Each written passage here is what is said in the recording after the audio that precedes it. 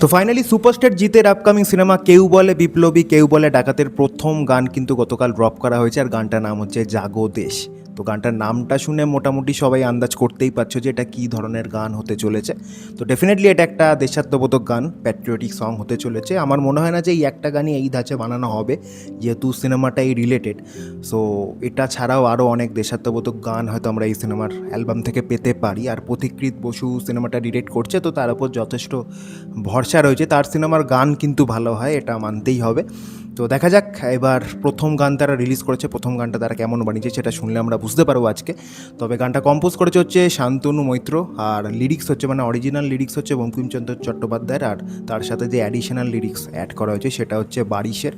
আর গানটা অনেকে মিলে গেয়েছে, যার মধ্যে প্রথমে যার নাম দেখতে পাচ্ছি তার নাম হচ্ছে রূপঙ্কর বাগচি। এছাড়া রয়েছে সৌম্যদীপ্ত মুখার্জি, সৌম্যব্রত ব্যানার্জি, সুফল দাস, সাত্বিক ভট্টাচার্য, দেবজ্যোতি মুখার্জি, অয়নধর, আরও অনেকে রয়েছে। যেহেতু আমার যতদূর মনে হচ্ছে এটা একটা দেশাত্মবোধক গান, সেই কারণে একটা স্ট্রং কোরাস এই গানের মধ্যে থাকবে, সেই কারণেই এতগুলো সিঙ্গারকে এখানে ইউজ করা হয়েছে যতদূর আমার মনে হচ্ছে। জানি না, এবার বাকিটা গানটা শুনলে আমরা বুঝতে পারবো। তো চলো আর দেরি করবো না, আগে শুনে নিই প্রথম গান কেউ বলে বিপ্লবী কেউ বলে ডাকাতের প্রথম গান কেমন হয়েছে, তারপর আসছি বাকি কথায়।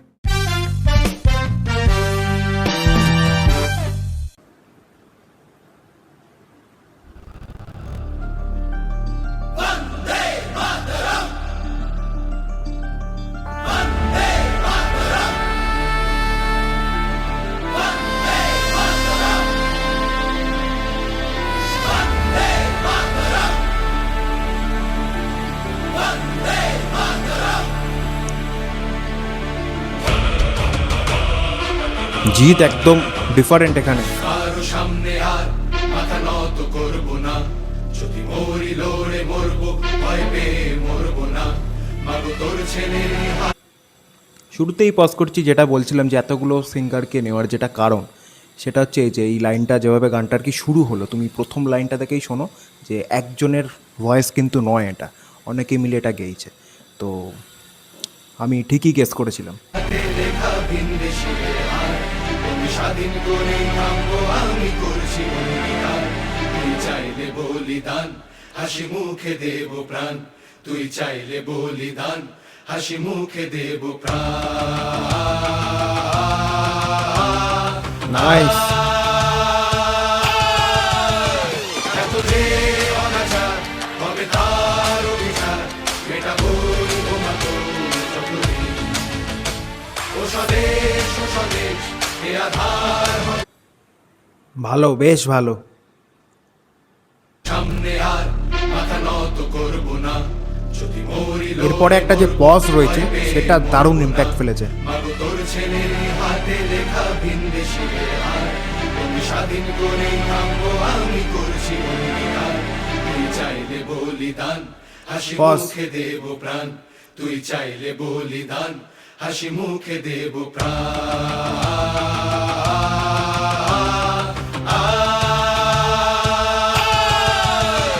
এত যে অনাচার হবে নাইস, দারুণ লাগছে। মেটা বলবো মাতো যতদিন। ও স্বদেশ ও স্বদেশ এ আধার হবে শেষ, নব সূর্যোদয়ে এলো দিন। জাগো দেশ, জাগো দেশ, জাগো দেশ, জাগো দেশ। নামবো মুক্তিযুদ্ধে মোরা জোট বেঁধে, তো আজি রূপঙ্কর। স্বাধীনতার জন্য শত ঝুঁকি নিতেও রাজি। বাধা আসলে আসবে, তবু ছাড়বো না কেউ আশা।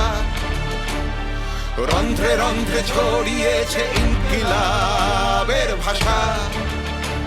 তোর কান্না মুছিয়ে মা রাখবো তোর ইমান। বাবা জিৎ, তোর কান্না অনেকগুলো লুকে। মুছিয়ে মা রাখবো তোর ইমান। তোর কান্না মুছিয়ে মা রাখবো তোর ইমান। তুই চাইলে বলিদান, হাসি মুখে দেব প্রাণ। তুই চাইলে বলিদান, হাসি মুখে দেব প্রাণ। ডাক দিচ্ছে দিন বদলে এই মাটি অবিরাম, হাতে হাত রেখে এই বলি বিল্ডআপটা নিচ্ছে সদরূপে বন্দে মাতরম। বেশ ভালো। যদি নাও থাকি মা আমি তবু দেখবি যে কাল প্রতি ভারতবাসীর ঘরে জ্বলছে আমাদের মশাল। তুই চাইলে বলিদান হাসি মুখে দেব প্রাণ, তুই চাইলে বলিদান হাসি মুখে দেব প্রাণ।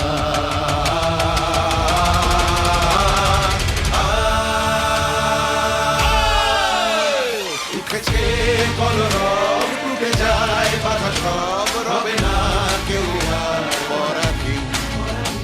ও স্বদেশ ও স্বদেশ এ আধার হবে শেষ, নব সূর্যোদয়ে এলো দিন।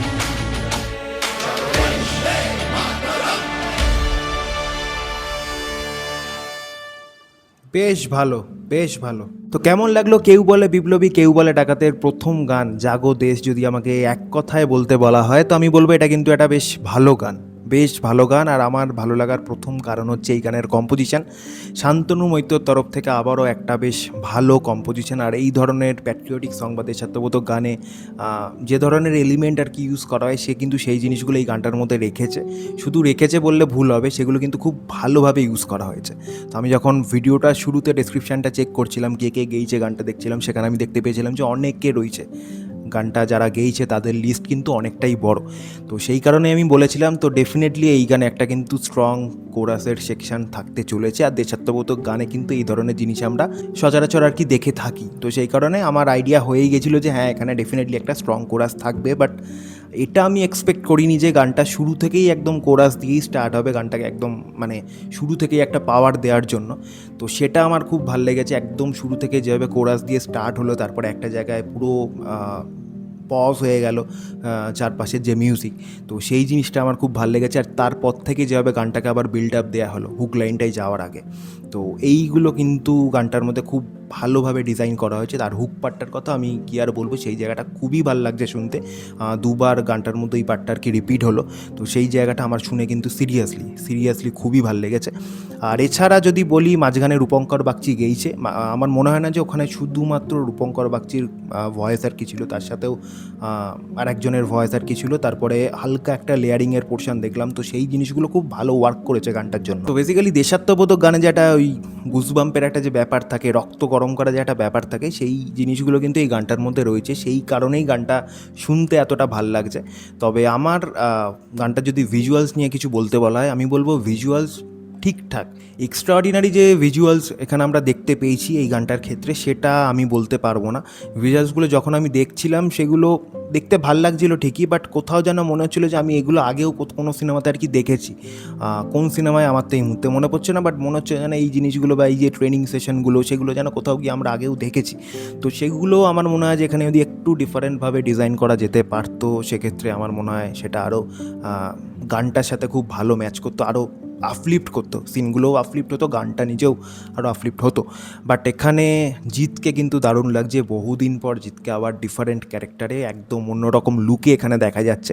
তো বরাবরই আমি চাই জিৎ এই ধরনের সিনেমা করুক, বাট ফাইনালি এই ধরনের সিনেমায় তাকে দেখতে পাওয়া যাচ্ছে। তার এখানে আলাদা লুক এখানে দেখানো হলো, স্পেশালি যে জেলের মধ্যে যে টর্চার সিনটা রয়েছে সেটা কিন্তু নেক্সট লেভেলের লাগছে। আর ডেফিনেটলি জিৎ এখানে একটা ভালো পারফরমেন্স ছেড়ে যেতে চলেছে। সো ওভারঅল দেখতে গেলে গানটা আমার কিন্তু বেশ ভালো লেগেছে। ফার্স্ট গান হিসাবে এটা আমার যথেষ্ট ভালো লেগেছে। বা দেখা যাক এই সিনেমার বাকি গানগুলো কীরকম হয়।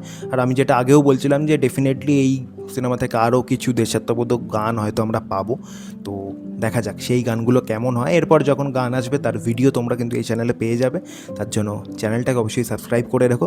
আর ভিডিওটা তোমাদের কেমন লেগেছে সেটা অবশ্যই জানিও, গানটা তোমাদের কেমন লেগেছে সেটার ব্যাপারে কমেন্ট করে আমাকে জানাতে পারো। তো আজকের মতো এইটুকুই, দেখা হবে আবার নতুন কোনো ভিডিওতে। Till then take care and by.